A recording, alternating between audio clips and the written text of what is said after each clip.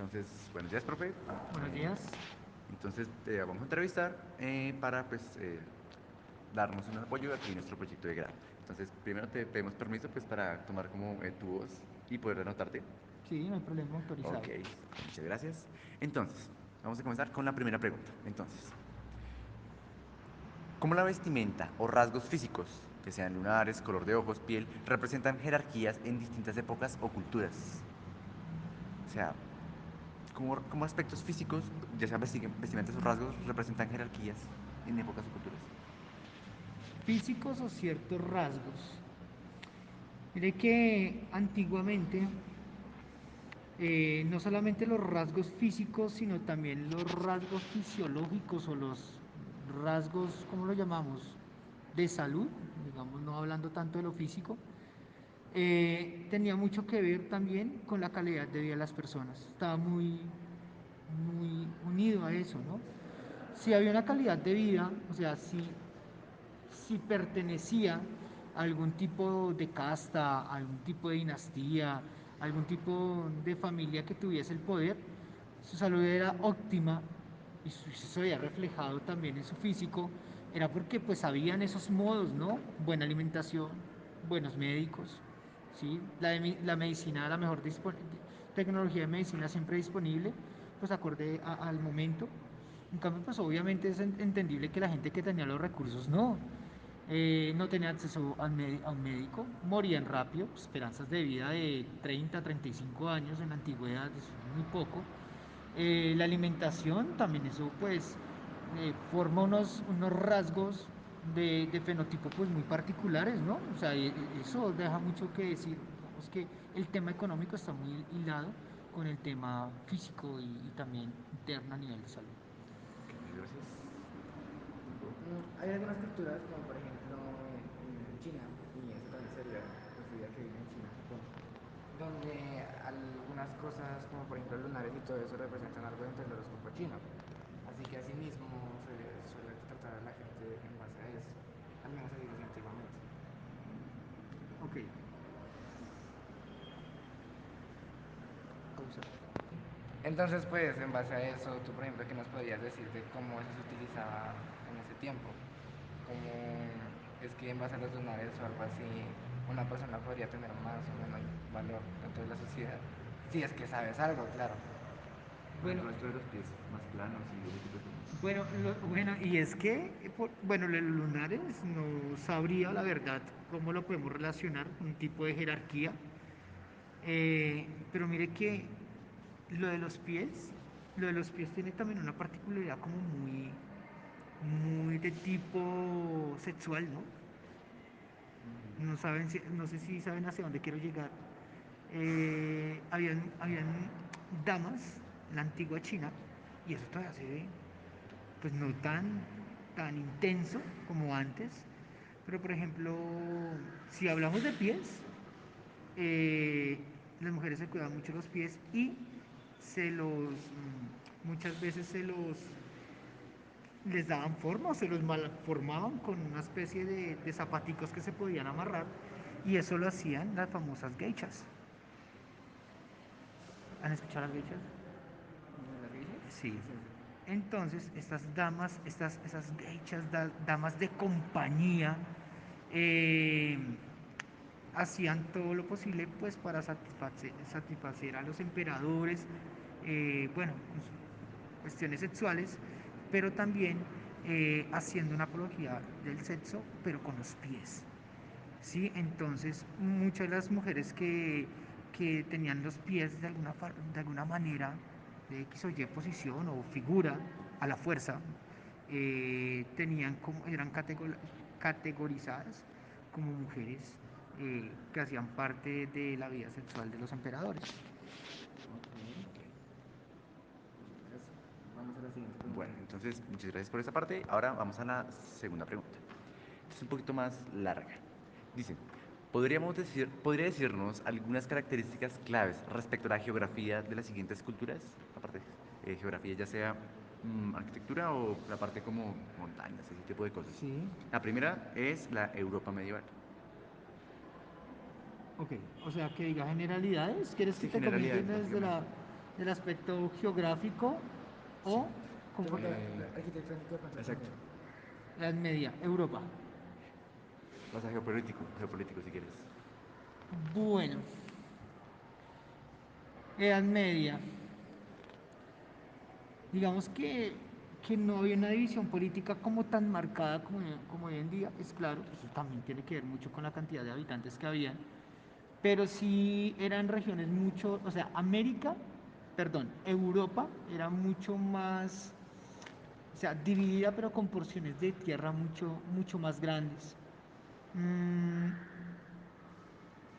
los recursos estaban a nivel natural, bastantes recursos. De hecho, eso hizo que el eje central de la economía fuese la tierra, o sea, todo lo que fue el feudalismo hizo parte de esos grandes recursos que hoy en día hay, que hubo en ese momento, hoy en día ya no hay. Pues bueno, hoy hablamos de alguna manera de otros tipos, de otros tipos de dinámica económica, ¿sí? Pero no necesariamente por la tecnología, el avance de la misma, sino porque necesariamente los recursos que habían antes ya no están. Entonces, si nos devolvemos a la Edad Media, era totalmente agrícola, y la Edad Media era muy vasta, muy rica en eso. ¿Qué más les puedo comentar? En la Edad Media, a nivel de la cultura, está totalmente estancada. Estamos hablando de un momento de guerra, ¿sí? Por enfrentamiento entre imperios. eh, los que querían proteger su imperio, los que no hacían parte de los imperios, que eran los bárbaros, entonces era una lucha constante. Los bárbaros eran como la guerrilla del momento. Eh, esa lucha constante también hizo que hubiese hambruna, bueno, pobreza. Si hay pobreza, pues tampoco había ese espacio cultural para la gente del común. Si no había espacio cultural, pues no había tecnología, no había la cultura y lo que encierra en relación a las artes, arquitectura, la pintura, nada. Algo que sí estaba muy marcado en la Edad Media era todo lo que tenía que ver con arquitectura relacionada con la religión, ¿sí? Algo de arquitectura gótica, los vitrales, digamos que era como una expresión de esa cultura en el momento, pero era como muy religioso, ¿sí? Entonces imágenes religiosas, colores, muchos templos, pero de ahí para allá nada, templos y castillos, de ahí para allá nada más, estancada la cultura totalmente. ¿Qué más les puedo decir así en generalidades? No, pues la población, geografía en relación a los habitantes, ¿no?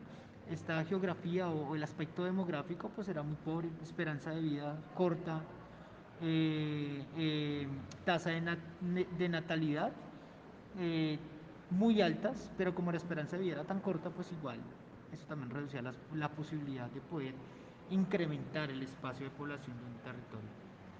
No sé si algo más o... Yo creo Pues que, ahora sería sobre la... ¿Sí tienes una pregunta?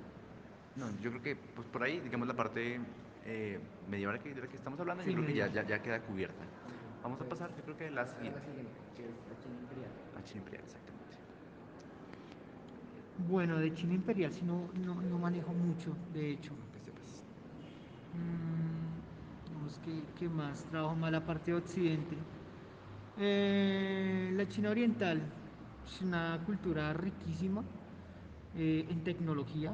Creo que mucho de lo que tenemos hoy en día China no lo ha dejado. La pólvora es una de ellas y todo lo que ello encierra alrededor de este invento. En China era muy marcado el poder, ¿no? Entonces estamos hablando de dinastías. Y esas dinastías eran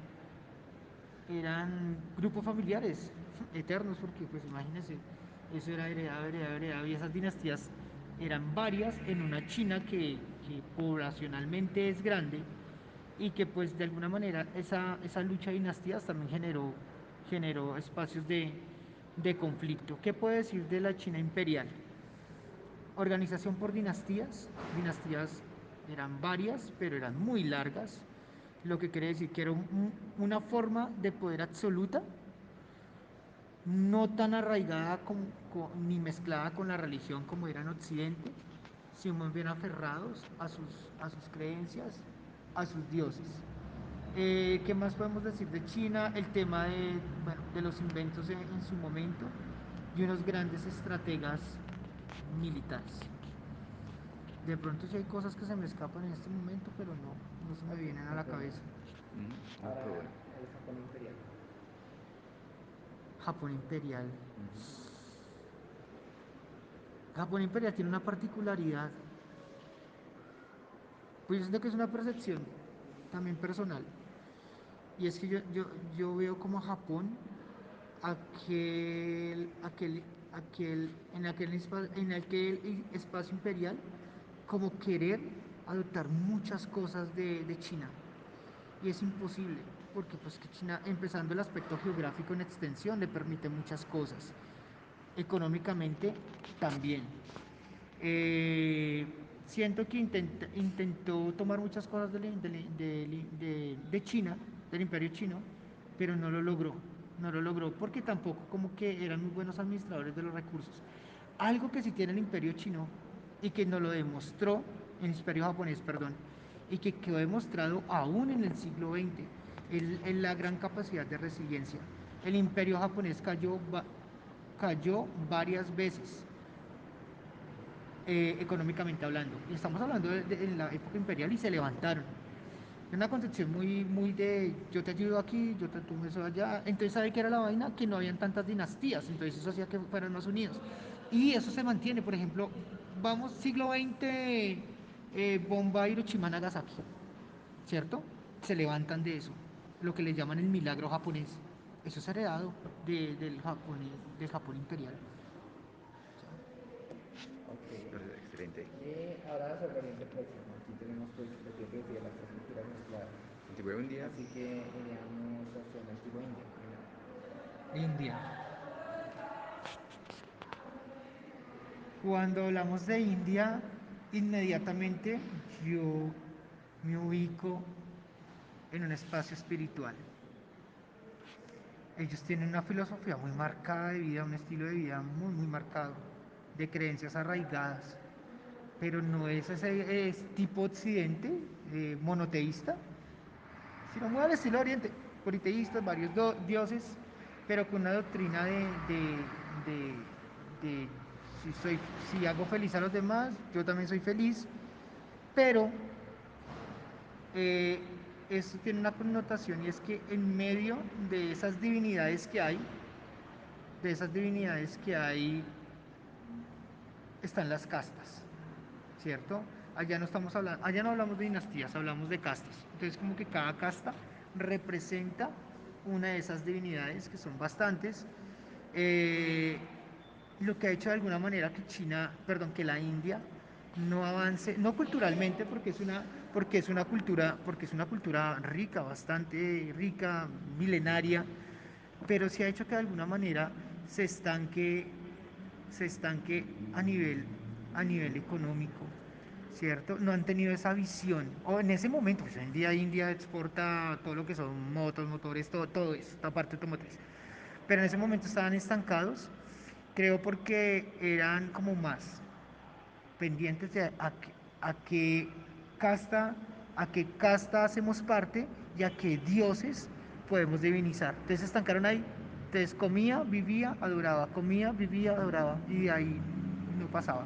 Pero aclaro, India tiene un componente espiritual muy grande y no solamente estoy hablando de Buda y Siddhartha Gautama y lo que representaba y el nirvana y esa cuestión, sino estoy hablando de una parte espiritual donde la comprensión del uno con el otro, pues de alguna manera es viable, es importante, pero a la vez estancó todo el proceso económico en el momento de la India. Ya está cultural.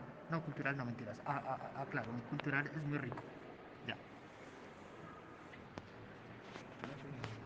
A ver, Sobre lo que eres sí. sumerio. Los sumerios. Estoy allá esculcando mi baúl. Sumerios, la cultura sumeria. La cultura sumeria es muy representativa. Mire, la cultura sumeria dejó algo. Y fue el inicio también de lo que fueron los códigos, ¿no? Los códigos de las leyes, código Hammurabi, eh, como empieza esa primera concepción ¿cómo es? Ojo por ojo, Diente por diente por diente. diente, ¿cierto? Que se fue, fue tomando una concepción, una connotación más oriental, más a China, pero en realidad ahí es donde viene, ¿no? La parte de los sumerios, las normas, ¿qué más se me ocurre? Esas normas que empezaron a quedar escritas en tablillas, o sea, viene también las primeras formas de escritura, el primer alfabeto con esas líneas, con ese alfabeto uniforme, eh, los sumerios, no te o sea, que venga aquí yo a traer a colación, que se me venga a la cabeza, solo eso hasta el momento. Ok. Bien. Y ahora sobre el antiguo Egipto. Uy, pero ese sí está largo, bueno. Egipto. Egipto es una maravilla. Egipto es la versión mejorada de Mesopotamia. Mesopotamia se dio cuenta, bueno, es que Mesopotamia fue como la cuestión dejemos la onda del qué, de andar rodando por el mundo y volvamos sedentarios, porque aquí encontramos todo. ¿Para qué nos vamos para otro lado si aquí está todo? Entonces Vale. ellos fueron claros, o sea, ellos dijeron, bueno, para poder surgir como cultura necesitamos dos ríos. Tenemos el Tigres y el Éufrates, listo, aquí somos felices. Pero no duró mucho. En cambio, bueno, control de aguas, todo eso, es que vivir al lado de un río es complicado, si no es como venga a ver qué nos da el río. Egipto dijo, listo. El- bueno, China también al lado de un río, el río Amarillo, bueno, cada cultura al lado de un río. Egipto con el Nilo, listo, pero ellos supieron que es un río que se inunda cada 6 meses, listo. Cualquier cultura hubiese salido corriendo. Pero no nos vamos a aprender a adaptarnos, que fue lo que no logró Mesopotamia. ¿Cómo vamos a adaptar? Pues aprovechemos. El río se inunda cada 6 meses, ¿cierto? Cuando el río se seca, deja deja un lodo que se llama limo. Aprovechemos eso para cosechar. Aprovechemos, así cosechemos cada 3, 4 meses, no importa, pero aprovechemos y sacamos en gran abundancia. Y así lo hicieron. Y esa economía les dio ese poder para esas grandes construcciones que representa, entre otras, la riqueza religiosa que tienen.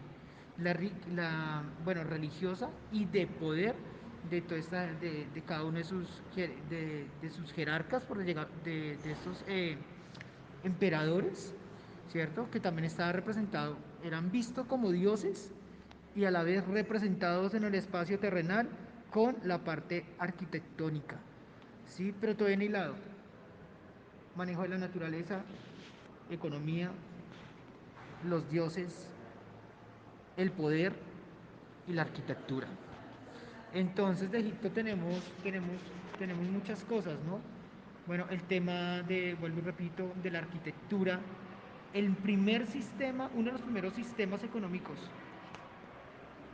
que llevó Egipto óptimamente fue el esclavista. Ellos se dieron cuenta que no solamente es tener los recursos naturales, necesitamos los recursos físicos, necesitamos la mano de obra. ¿Y dónde está la mano de obra? En los esclavos, ¿cierto? Los esclavos de guerra, los que de pronto no eran tan afortunados de tener algún cierto recurso a nivel económico en la pirámide social. Entonces ellos se dieron cuenta que el esclavismo era una forma. Entonces era tener recursos, pero si tenías la mano de obra, los esclavos, ya, podías tener el potencial. Entonces también mire que ellos nos dejaron muy marcado el primer paso, el primer panorama en la línea del tiempo de lo que fue el pensamiento económico en el mundo. Bueno, la que ustedes ya saben, la escritura, los jeroglíficos, bueno, la arquitectura, el espacio astronómico, ¿sí? Todo el tema astronómico que nos dejó esta cultura. No es que es mucho. Hasta el tema de cómo hacer las autopsias hoy en día y cómo el tema de la momificación, el concepto de que al otro lado hay vida. Entonces, no lo entierre solo, métale sus cosas. Una cama si es posible, bueno, eso es exagerado, una cobija, un libro, porque es que allá hay vida al otro lado. La vida no termina ahí. Entonces, muchas cosas que se pueden rescatar del imperio de Egipto, imperio egipcio. Bueno, pues bueno, entonces ya con eso concluiríamos ya la entrevista. Muchas gracias, profe, por tu tiempo, por estos últimos 20 minutos de información que nos has dado. Bastante útil, la verdad, y pues ya, eso sería todo. Muchas gracias, profe. Con mucho gusto, ojalá hubiese podido aportar en algo. Sí, señor. Sí, señor. Gracias, No lo profe. dudes, profe. Muchas gracias.